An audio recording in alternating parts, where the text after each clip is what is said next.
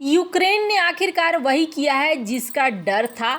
Ukraine ने पहली बार लंबी दूरी की मिसाइल से हमला बोल दिया है। जानेंगे अब क्या रूस की बारी है। जहां एक तरफ ये सब कुछ चल रहा है, वहीं दूसरी तरफ G20 में भारत को देखकर पाकिस्तान क्यों बौखलाया है। जियोपॉलिटिक्स में बहुत कुछ चल रहा है, हमेशा की तरह जानने को मिलेगा बहुत कुछ। आइए जानते हैं इन खबरों को विस्तार से। भारत के प्रधानमंत्री नरेंद्र मोदी इस समय ब्राजील के रियो डी जेनेरियो में है। वह 2 दिन 18-19 नवंबर तक चलने वाले 19वें G20 शिखर सम्मेलन में हिस्सा ले रहे हैं। G20 शिखर सम्मेलन के इतर नरेंद्र मोदी की अमेरिका, इटली, इंडोनेशिया, नॉर्वे, पुर्तगाल, मिस्र, दक्षिण कोरिया दूसरे देशों के नेताओं से मुलाकात हुई। नरेंद्र मोदी IMF की गीता गोपीनाथ, यूरोपीय संघ की उर्सुला वॉन डेर लेयन से मिले। नरेंद्र मोदी की ब्राजील से दुनिया के नेताओं के साथ बैठकों की तस्वीरों पर पाकिस्तान के राजनीतिक टिप्पणीकार कमर चीमा ने उनकी जमकर तारीफ करी।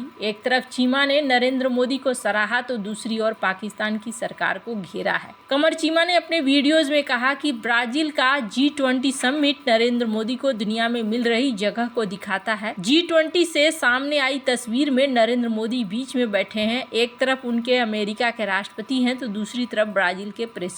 उन्होंने इटली और दूसरे देशों के नेताओं से भी मुलाकात की। ये दिखाता है कि भारत को कितनी सेंट्रल पोजीशन दुनिया में मिल रही है। पाकिस्तान ने भी भारत के साथ आजादी हासिल की थी, लेकिन हमारी गाड़ी पता नहीं कहाँ छूट गई। आज हम दुनिया में कहीं नहीं दिख रहे हैं। कमर चीमा ने नरेंद्र मोदी की तारीफ करते हुए कहा कि भारत के PM Modi south Africa, Brazil, Italy के नेताओं से ऐसे मिल रहे हैं जैसे वह किसी गुजराती बोलने वाले शख्स से ब्राजील में मिलने गए हों, हंसी मजाक चल रहा हो। ये कहना होगा कि नरेंद्र मोदी ने बहुत खूबसूरती से अपने पत्ते खोले हैं, खेले हैं और एक पूरे प्लान के साथ खुद को दुनिया के सामने पेश किया है। नरेंद्र मोदी ने शानदार तरीके से अपने पत्ते खोले तो उसका नतीजा है कि नरेंद्र मोदी और भारत को दुनिया में बड़ी स्पेस मिल रही है। पाकिस्तान की हालत पर बात करते हुए चीमा ने आगे कहा कि हम भारत के मुकाबले या दुनिया के सामने कहां पिछड़ गए, इस बात पर बात होनी चाहिए। चीमा ने कहा कि पाकिस्तान के पास टैलेंट की कभी कमी नहीं रही, लेकिन हमने उससे समझा नहीं, हमने संविधान को अहमियत नहीं दी, बार बार जनादेश को चुराया, एलिट ने ये सब चीजों पर कब्जा किया, कभी कोई स्पष्ट विदेश नीति नहीं बनाई।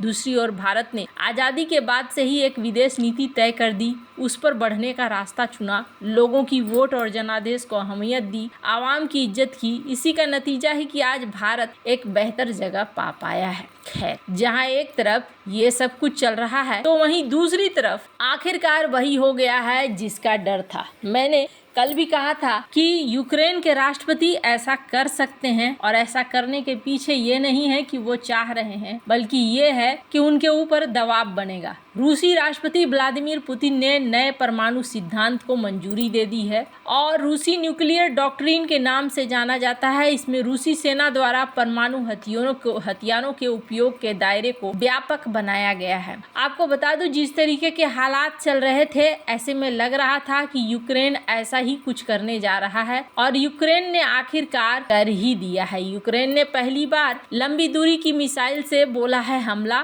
जानेंगे, यूक्रेनी सेना ने रूस के अंदर हमले के लिए अमेरिकी लंबी दूरी के ATACMS मिसाइलों का इस्तेमाल किया है। दोनों देशों में फरवरी 2022 से चल रही लड़ाई में ये पहली बार है जब यूक्रेन ने इन मिसाइलों से रूस पर हमला किया हो। हाल ही में अमेरिकी राष्ट्रपति जो बाइडेन ने यूक्रेन को ATACMS मिसाइलों के इस्तेमाल की मंजूरी दी थी। इस मंजूरी के 2 दिन बाद ये घटनाक्रम हुआ है। यूक्रेन के हमले के बाद दुनिया की नजर अब रूसी राष्ट्रपति व्लादिमीर पुतिन की ओर है। अमेरिका ने ही यूक्रेन को आर्मी टैक्टिकल मिसाइल सिस्टम की आपूर्ति की है, जिसने उसे रूस में हमला किया है। पुतिन पहले ही कह चुके हैं कि वह इस तरह के मिसाइल हमले को नाटो का युद्ध में सीधे शामिल होना मानेंगे। रूस की ओर से ऐसे संकेत भी मिले हैं कि यूक्रेन के पश्चिमी मिसाइलों के इस्तेमाल पर प्रतिक्रिया में परमाणु हथियार इस्तेमाल किए जा सकते हैं। साफ है कि रूस की जवाबी आक्रामक कार्रवाई किसी बड़ी लड़ाई की शुरुआत कर सकती है, जिसके तीसरे विश्व युद्ध जैसे शक्ल लेने से इनकार नहीं किया जा सकता है। यूक्रेन के राष्ट्रपति जेलेंस्की काफी समय से अमेरिका से लंबी दूरी की मिसाइलों के इस्तेमाल की इजाजत मांग रहे थे। ये मिसाइल उनको अमेरिकी सेना से ही मिली। जो बाइडेन ने तनाव बढ़ने की चिंताओं के कारण यूक्रेन को लंबी दूरी की मिसाइल के इस्तेमाल की मंजूरी नहीं दी थी। अमेरिका ने अब रूस में 10,000 से ज्यादा उत्तर कोरियाई सैनिकों की मौजूदगी के बाद ये कहकर मंजूरी दी है। अमेरिका और यूक्रेन का कहना है कि उत्तर कोरिया ने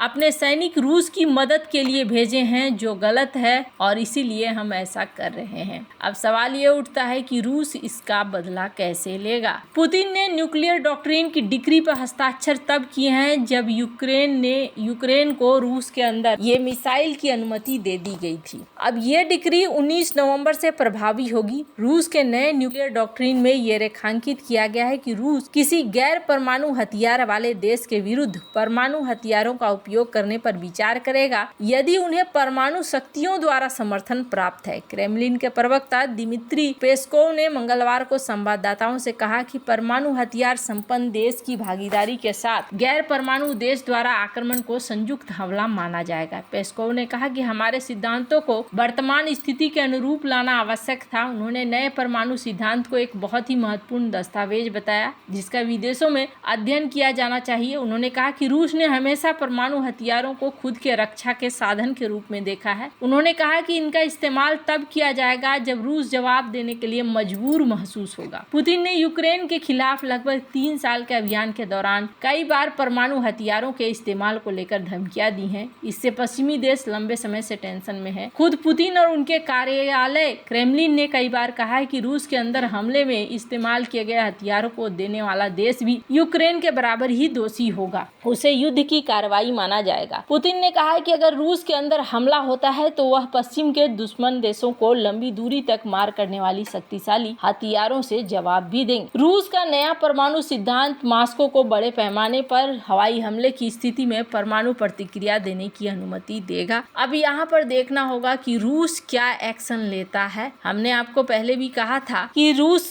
इस मामले में अब आगे 2 चीजें हैं। पहली चीज ये है कि या तो इंतजार करे रूस डोनाल्ड ट्रंप के आने का और इस मामले को आगे न बढ़ने दे, जो ऐसा लगता है जैसे इस वक्त बढ़ाना चाह रहे हैं। तो वहीं दूसरी तरफ उन्हें जवाब देना पड़ सकता है, क्योंकि उन्होंने इस बात को बोला था कि अगर इस तरीके का हमला होता है तो हम जवाब देने के लिए मजबूर हो जाएंगे। अब ये जो सारा खेल है, ये सारा खेल अभी यहाँ पर चलने वाला है। ऐसा लग रहा है जैसे अब यहाँ पर दिक्कतें और ज़्यादा आगे बढ़ेंगी। ट्रंप किस तरीके से इस चीज़ को लेते हैं और कैसे इसको हल करने की कोशिश करते हैं, ये देखना होगा, देखने वाली बात हो जाएगी। वैसे एक अलग ही संकट इस वक्त खड़ा हुआ है, जिस संकट के बाद लगता है जैसे पूरा का पूरा माहौल ही यहाँ पर बदल रहा है और आने वाले 24 से 48 घंटे बहुत ज़्यादा महत्वपूर्ण होने वाले हैं। बहुत ज़्यादा ही